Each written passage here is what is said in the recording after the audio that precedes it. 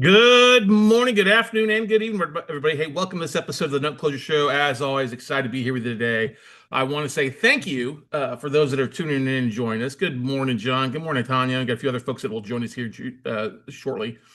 But today's special episode, I want to talk about being a nobody and why being a nobody actually pays. But before I do that, I want to thank a few folks who have commented, sent emails, stuff like that. I was like Judy Richards for sending a thank you, or not sending a congratulations email to me about hitting 1,000 episodes. I just got back from Podcast Movement in Dallas this past week. That's why we didn't get more than one podcast episode out the past couple of days, because I was around about 800 to 1,000 of my fellow podcasting nerds. And it was great. It's always great to catch up with people. When I walk in there, it's always nice to run into familiar faces I haven't seen in a while. Having people yell across the Gaylord at you, Scott Clarkson, and folks coming up and tapping the back, giving you a big hug that you haven't seen. And for a long time, my network has been more nationwide than it has been local. And I always joke I'm kind of a nobody in the Austin, Texas market.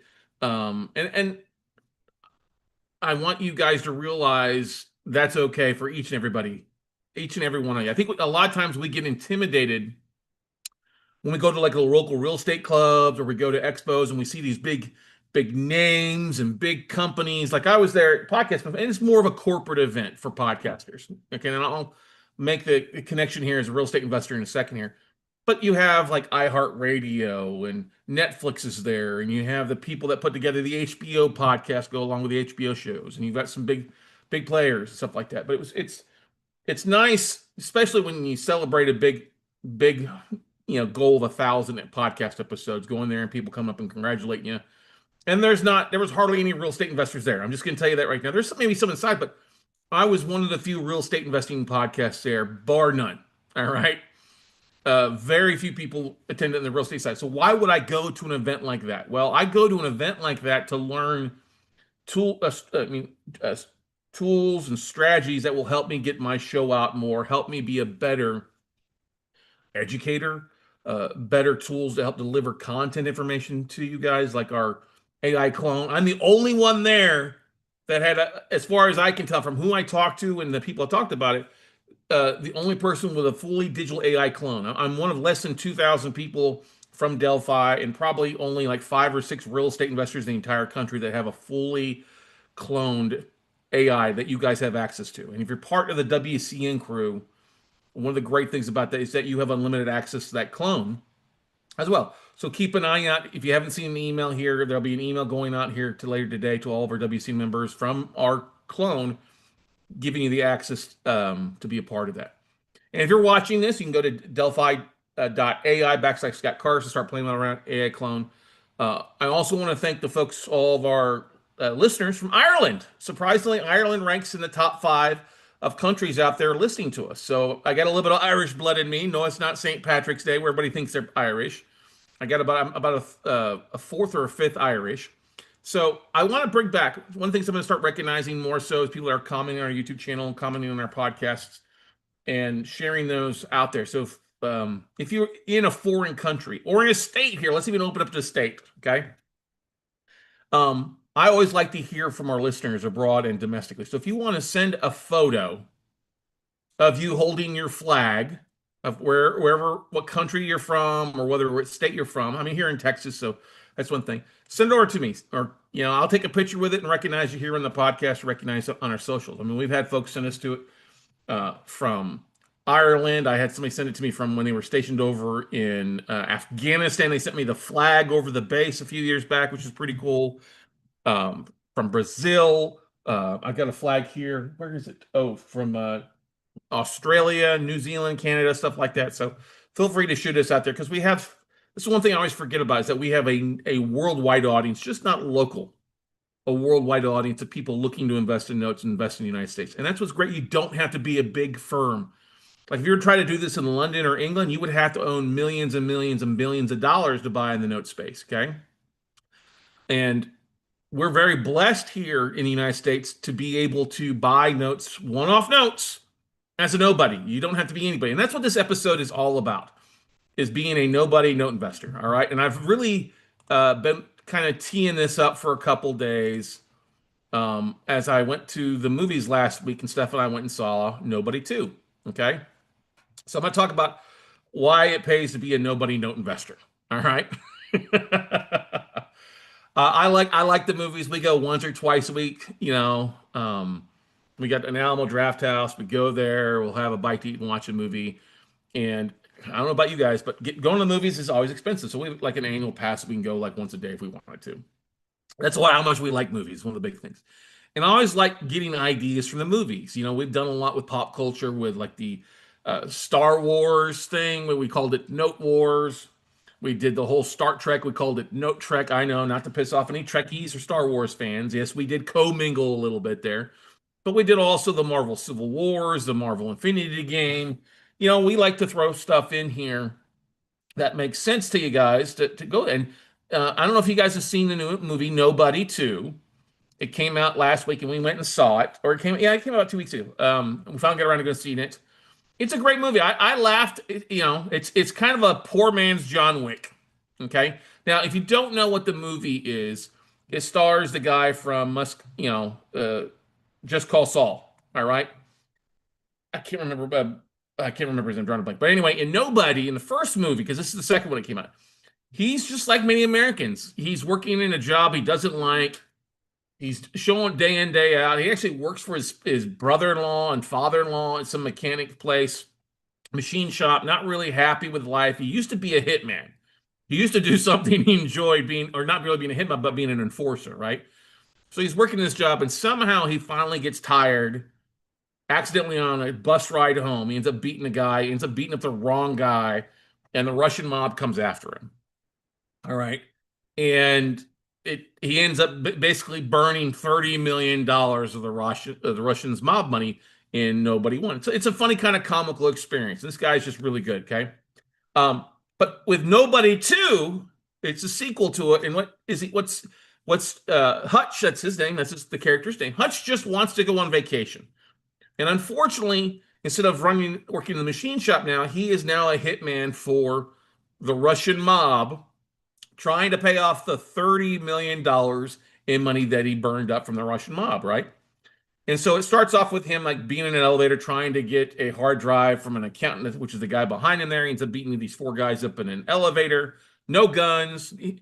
He just ends up beating them all up physically. And he's a nobody. People don't expect him. He's sitting outside an elevator waiting for people to go in. He just looks like a normal guy. He's nobody. Doesn't look like the big enforcer.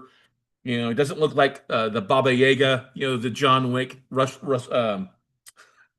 John Wick character showing up, to kill you with a pencil. Okay. That Keanu Reeves played, which is a great, series. And if you haven't seen Ballerina with Ana de Armas, it's a really great kind of spinoff of the John Wick series. But I draw a lot of parallels between Nobody 2, and we as real estate investors. Okay. And I'll tell you about that where so a little bit more so, because a lot of us are just nobodies.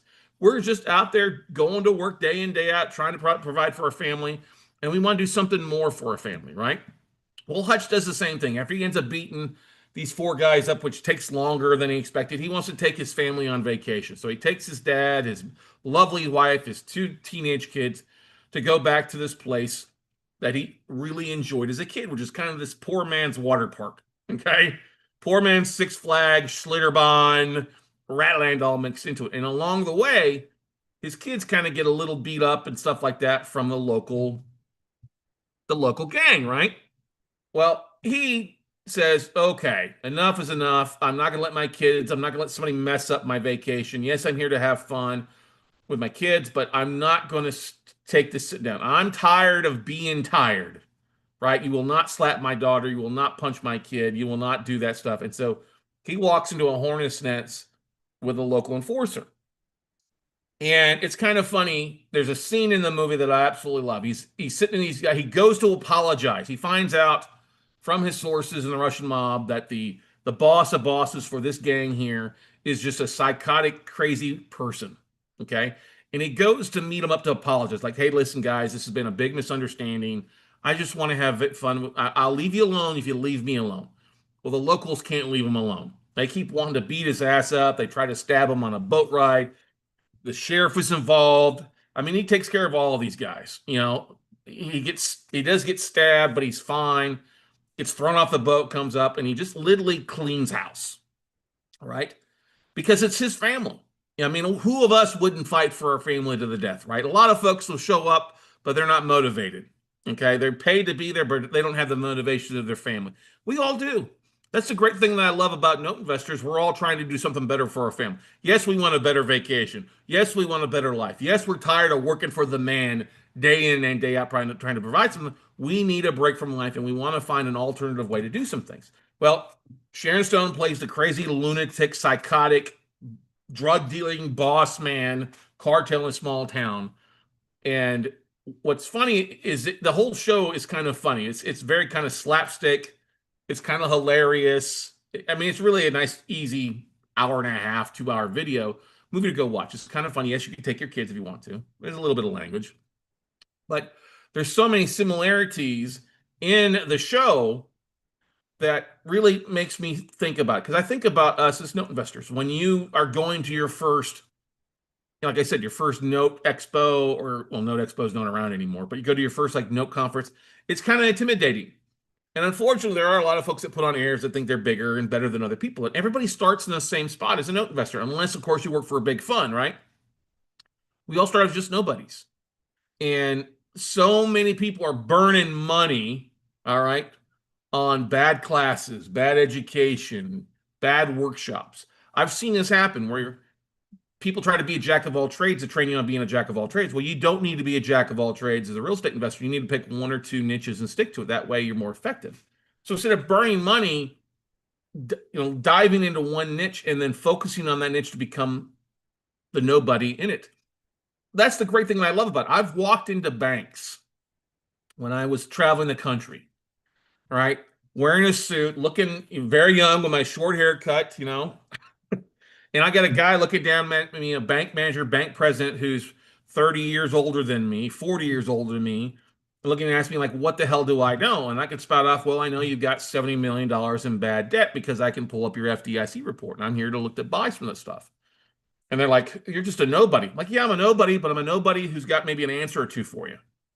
And that's the thing that I think a lot of us need to get. We need to get that air that we can walk in a room and we can clean a house, maybe not with a Russian mob, but or the local gangsters. But and I'm talking to anybody listening to this right now, wherever you're at, whether you're here in the United States or you're abroad, you should not be underappreciated. You should not be undervalued. Because guess what? I started off as a nobody. I bought my first note from Banco Popular for $500. I bought from Wells Fargo Financial back in the day. I bought from Capital One. I bought some bigger banks, and I'm just a nobody. I'm an Ingle-dink from Ingleside, Texas, I'd like to say.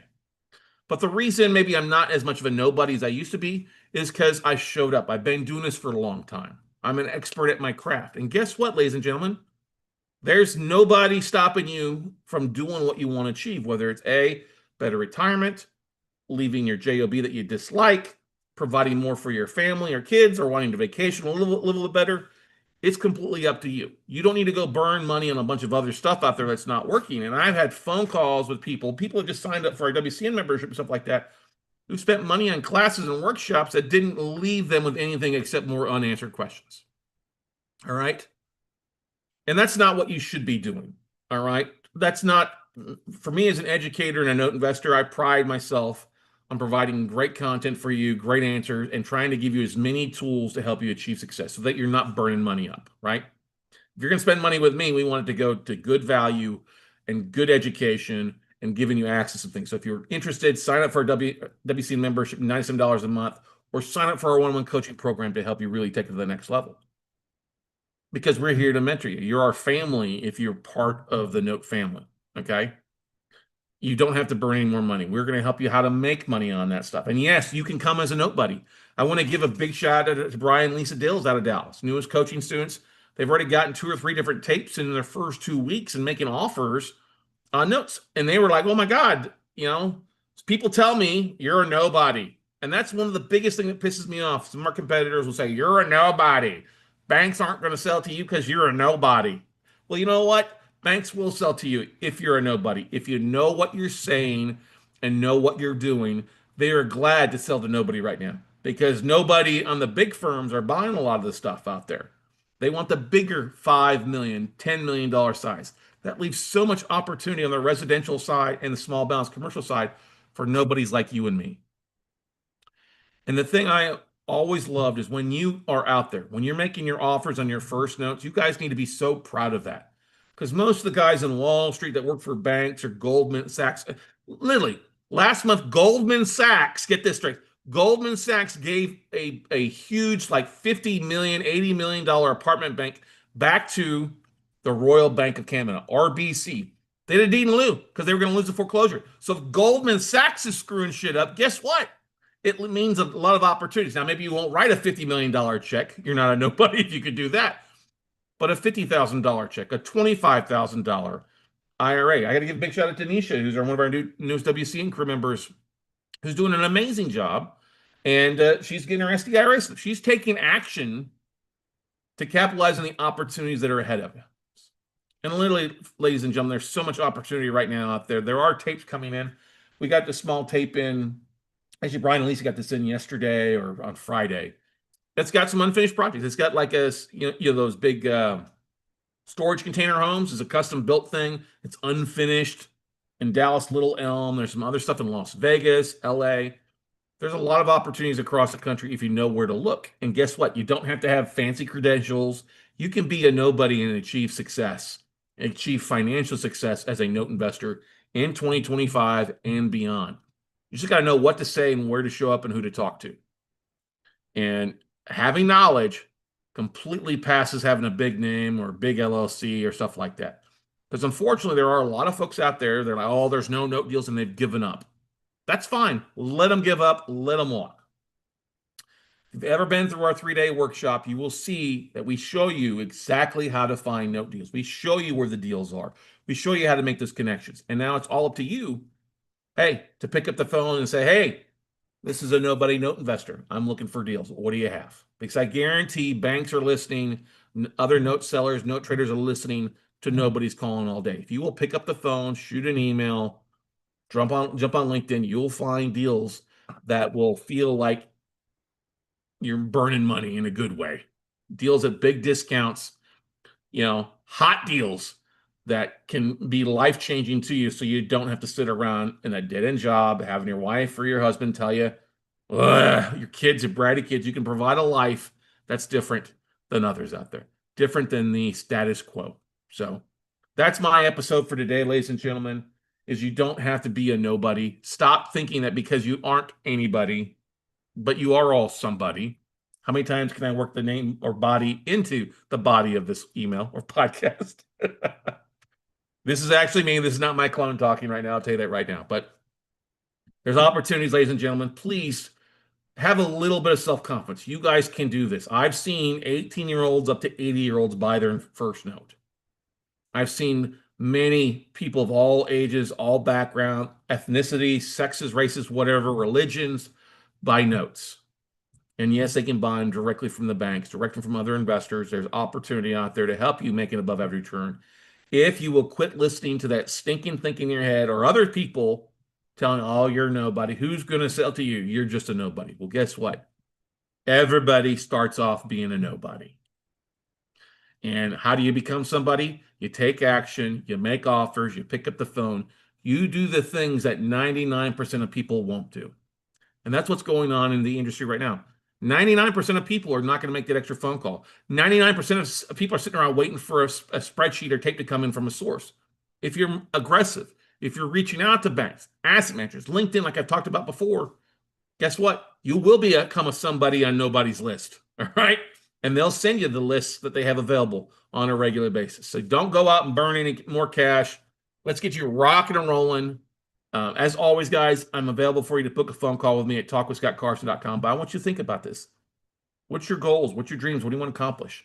Yes, in the nobody, 30 million seemed like an impossible amount to pay off. And yeah, it could be. But guess what? Many of you are given up. When you look at America, and probably 50, 60% of Americans have given up on the idea of retirement, of building cash flow and deals and stuff like that. Guess what? You don't have to give up on that. making $4 million. Yeah, you don't have the $4 million in the bank to retire, like every people say. You can create that cash flow that $4 million provides in notes, performing or non-performing notes, or taking big checks back by foreclosing on stuff that people aren't going to play ball with you on. So go out there, take some action, and I hope to see you, Mr. and Mrs. Nobody, at the top.